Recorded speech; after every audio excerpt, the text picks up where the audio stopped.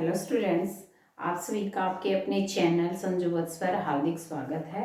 आज हम हिंदी का मोस्ट इम्पोर्टेंट टॉपिक कारक करेंगे। कारक वैसे तो हम 6-7 से जो है रेगुलर पढ़ते आ रहे हैं, लेकिन फिर भी इसके कुछ ऐसे अनछुए पहलू हैं जिनकी तरफ हमने कभी ध्यान नहीं दिया और वहीं पर हम जो है कंफ्यूज हो जाते हैं। तो आज हम कारक के हर पहलू के जो कंफ्यूजन है उसको दूर करेंगे और उसको विस्तार से पढ़ेंगे। तो आइए देखिए कारक। कारक इसका पहले तो इसका मतलब समझेंगे कि कारक होता क्या है। कारक का मतलब होता है करने वाला। कारक का क्या मतलब होता है? कारक का शाब्दिक अर्थ क्या होता है? काम को करने वाला, जो करने वाला है, जो काम को करने में योगदान देता है, जो काम को करने के लिए पार्टिसिपेट करता है। तो कौन हुआ कारक? काम को करने वाला। ठीक है, करने वाला कौन होता है या काम को करने में जो भी योगदान देता है वो कौन होता है? कारक। वैसे इसका मतलब होता है कारक संज्ञा या सर्वनाम के, क्या मतलब? संज्ञा या सर्वनाम के जिस रूप से क्रिया का जो संबंध है वो जोड़ा जाए, क्रिया के साथ उसका जो संबंध जोड़ा जाए वो कारक कहलाता है। संज्ञा या सर्वनाम के जिस रूप से क्रिया को जाना जाए या क्रिया के साथ उसका जो संबंध जोड़ा जाए वो क्या कहलाता है? कारक कहलाता है। तो हम बचपन से पढ़ते आ रहे हैं कि कारक के कितने भेद होते हैं? 8 भेद होते हैं। तो आज हम उन 8 भेदों को बड़े विस्तार से पढ़ेंगे। तो आइए देखिए, पहला कौन सा होता है? कर्ता कारक। हम बचपन से पढ़ते आ रहे, कर्ता ने क्रम को करण से संप्रदान के लिए अपादान से अधिकरण में पर संबंध का के की संबोधन हे अरे। ठीक है, तो कर्ता कारक का चिन्ह या इसको परसर्ग भी बोल देते हैं। क्या बोल देते हैं? परसर्ग। तो कर्ता कारक का परसर्ग या इसका जो चिन्ह है वो क्या है? ने है। कर्ता जो काम को करने वाला है, अर्थात जिस वाक्य में काम को करने वाले की, सब्जेक्ट कर्ता की जो भूमिका है उसको ज्यादा दिखाया जाए, उसकी इंपॉर्टेंस, उसकी वैल्यू को अधिक दिखाया जाए तो वो कर्ता कारक होता है। तो देखिए, कर्ता कारक में अगर किसी सेंटेंस में ने लगा के जो है वाक्य लिखा हुआ है, कोई वाक्य लिखा हुआ है, ने पर सर्ग लगा के लिखा हुआ है, तो वो आपको ध्यान रखना है कि वो हमेशा भूतकाल में होता है। किसमें? भूतकाल में, पास्ट में होता है। अगर ने पर सर्ग लगा के हम कर्ता कोई सेंटेंस होता है वो कौन सा होता है बेटा? भूतकाल में। यानी कि कर्ता कारक में अगर परसर्ग लगा हुआ है तो वो किस में होगा? भूतकाल में। और भविष्य और वर्तमान में होगा तो वो परसर्ग से लुप्त होगा। अगर कर्ता कारक में उसका जो परसर्ग लगा हुआ है ने, तो वो किस में होगा? भूतकाल में होगा। और अगर भविष्य में या वर्तमान में कोई सेंटेंस दिया हुआ है तो वो परसर्ग रहित होगा, उसमें परसर्ग नहीं लगा होगा, उसमें जो कर्ता का चिन्ह है वो नहीं होगा। जैसे देखिए, राम पुस्तक पढ़ता है, उसमें क्या है? क्या नहीं है? परसर्ग नहीं है। ठीक है, वर्तमान काल है ना। और काम का प्रभाव किस पर पड़ रहा है? राम के ऊपर, क्योंकि पुस्तक कौन पढ़ रहा है? राम पढ़ रहा है। ठीक है ना, तो काम का प्रभाव किसके ऊपर पड़ा हुआ है? राम पर, कर्ता पर, काम को करने वाले पर, कर्म पर नहीं। ठीक है ना, तो कौन सा कारक हुआ? कर्ता। नेक्स्ट क्या है? राधा गीत गाएगी, भविष्य में है और राधा की ही वैल्यू दिखाई गई है। राधा गीत गाएगी, तो गीत गाने का इफेक्ट किस पर होगा? राधा पर। गीत तो यूं का यूं रहेगा, ना बढ़ेगा ना घटेगा, उस पर तो कोई प्रभाव ही नहीं पड़ेगा। तो क्या है? तो कौन सा कारक हुआ? कर्ता कारक। समझ आया? और कौन सा काल है? भविष्य काल, परसर्ग रहित है। नेक्स्ट देखिए, बिल्ली ने दूध पिया, ने चिन्ह आ गया इसका, परसर्ग आ गया। और कौन सा काल है? कौन सा काल है? भूतकाल। ठीक है ना, तो अगर परसर्ग रहित है तो वो किस में होगा? भविष्य और वर्तमान में होगा। कौन? कर्ता कारक। अगर कर्ता कारक का जो है परसर्ग लगा हुआ तो वो किस में होगा? भूतकाल में। समझ आया? नेक्स्ट देखिए बेटा, कर्म कारक। कर्ता ने कर्म को, तो इसका परसर्ग क्या हुआ? को। क्या है इसका परसर्ग? को। आइए इसके सेंटेंस देखते हैं। न्यायाधीश ने अपराधी को दंड दिया। अब न्यायाधीश तो क्या हो गया? कर्ता। ठीक है ना। अपराधी को दंड दिया। अब काम का जो इफेक्ट हुआ है, जो वो किस पर प्रभाव पड़ा? अपराधी पर। तो कर्म की क्या पहचान होती है? हमने जब क्रिया के अकर्मक और सकर्मक उसके भेद पढ़े थे, उसमें पढ़ा था जब तक कर्म का प्रभाव कर्म पर, जब क्रिया का प्रभाव जब तक नहीं पड़ता वो कर्म कारक नहीं। कर्म कारक कौन सा होता है? जिसमें क्रिया का जो प्रभाव है वो कर्म पर पड़ता है। तो कर्म पर पड़ा हुआ है, अपराधी पर पड़ेगा इसका दंड का प्रभाव, ठीक है ना। तो इसमें कर्म कारक कौन सा हुआ? ये हुआ, ठीक है ना। और प्रसर्ग भी आ गया को, समझ आया। राम भोजन खाता है, अब इसमें प्रसर्ग नहीं है, बट देखिए राम भोजन खाता है, ठीक है। तो जो कर्म किस पर हो रहा है? भोजन पर। जो क्रिया है, कर्म क्या है? भोजन, और क्रिया क्या है? खाता। तो खाने का प्रभाव किस पर पड़ रहा है? भोजन खत्म होगा या कम होगा, ठीक है ना। कर्म में चेंज आ रहा है, तो कौन सा कारक हुआ? कर्म कारक, समझ आया। नेक्स्ट देखिए बेटा, कर्ण कारक। अब कर्ण कारक का चिन्ह क्या है? से और के द्वारा, दोनों ही इसके जो है चिन्ह है। कर्ण कारक की पहचान क्या होगी बेटा?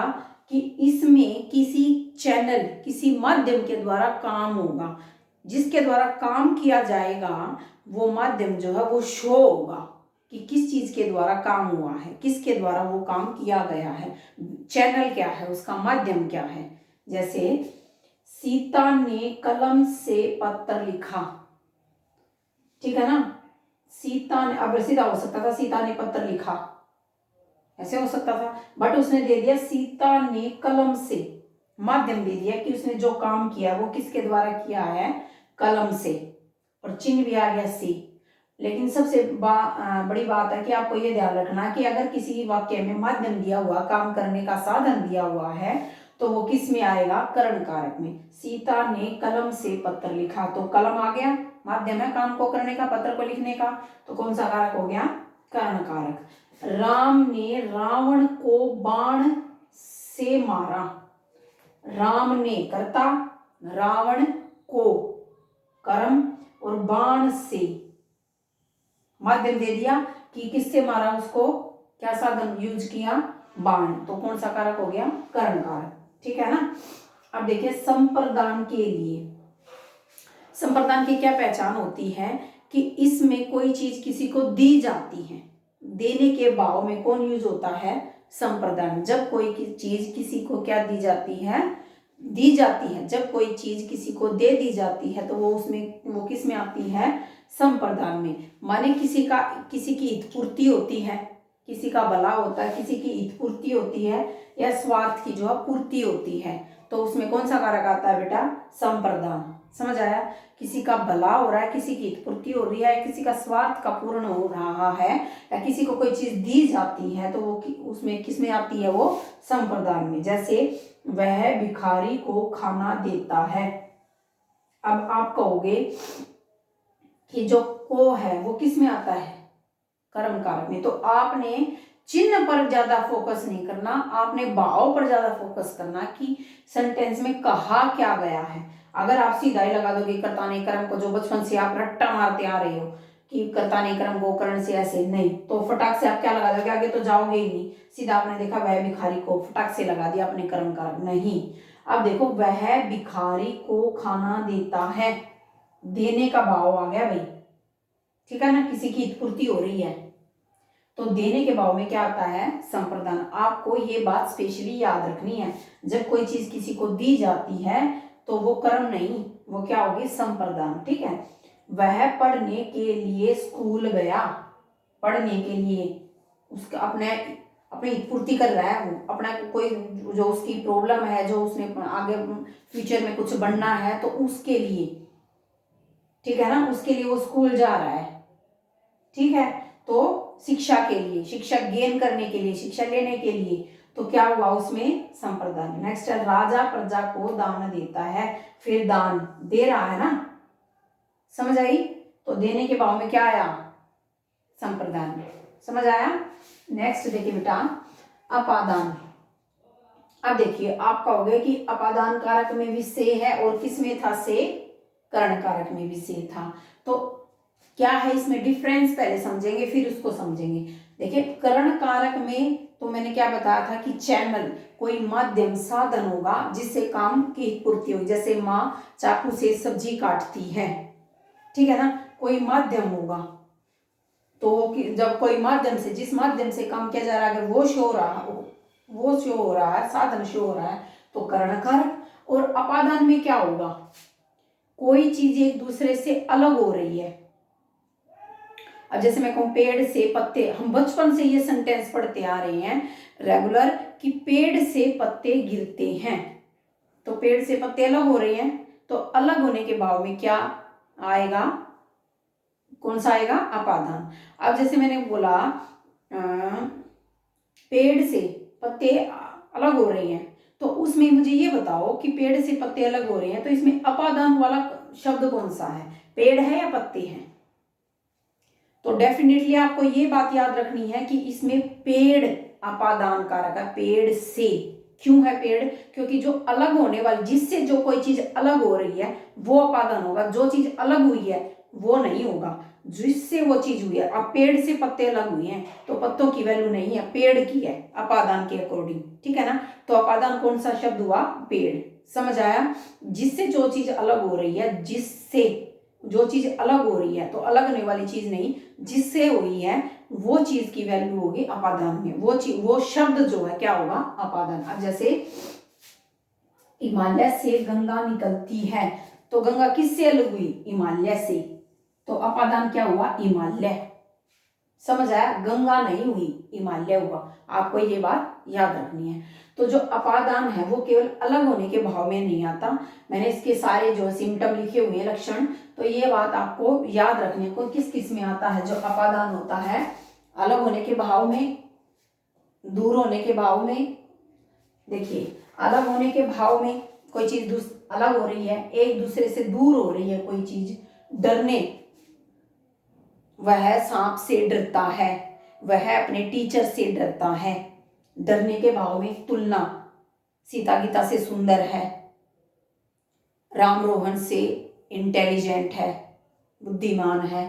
शर्माने की, वह अपने ससुर से शर्माती है, वह बाहर जाने से शर्माती है, वह बोलने से शर्माती है, ठीक है ना। किस किस में आता है अपादान, एक तो किसी चीज से कोई चीज अलग हो, उसमें आपको ये याद रखनी है। एक चीज दूसरे से दूर हो, या दूरी को मापा जाए कि मेरा स्कूल घर से इतने किलोमीटर है, ठीक है, उसमें भी किसी से हम डरते हैं, डरने का जब भाव शो हो रहा हो, उसमें भी कंपैरिजन जब हम कर रहे हैं, किसी से तुलना कर रहे हैं कि वह इससे बड़ा, इससे छोटा, इससे बुद्धिमान है, सुंदर है, काला है, गोरा है, तुलना के भाव में। शर्माने के भाव में, कोई किसी से शर्मा रहा है, तो उसमें भी कौन सा होता है, अपादान। अब जैसे हिमालय से गंगा निकल रही है, अलग हो रही है, सीता गीता से सुंदर है, कंपैरिजन हो रहा है। छात्र कक्षा से बाहर गए, अलग हो रहे हैं, ठीक है ना। कक्षा से कौन अलग हुए, छात्र, किससे, कक्षा से, तो कक्षा से क्या हो गया, अपादान। समझ आया, किस किस में होता अपादान बेटा, अलग होने के भाव में, दूर होने के भाव में, डरने के भाव में, तुलना के भाव में, और शर्माने के भाव में। ये आपको याद रखनी है। और कर्ण में क्या होता है, कर्ण में क्या होता है, किसी चीज से, जिस माध्यम से वो काम किया जाता है, जिस साधन से काम किया जाता है, अगर साधन शो हो रहा है तो वो किस में आता है, कर्ण में। बाकी किस में आते हैं, अपादान में।